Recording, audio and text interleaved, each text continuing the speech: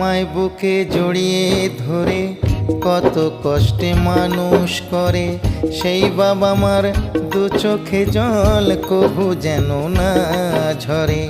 তোমায় বুকে জড়িয়ে ধরে কত কষ্টে মানুষ করে, সেই বাবা মার দু চোখে জল কভু যেন না ঝরে।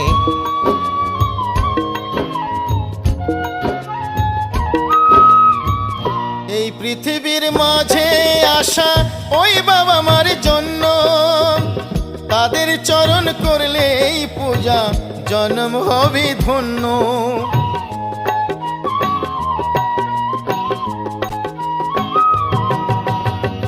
এই পৃথিবীর মাঝে আসা ওই বাবা মার জন্য, তাদের চরণ করলে এই পূজা জন্ম হবে ধন্য।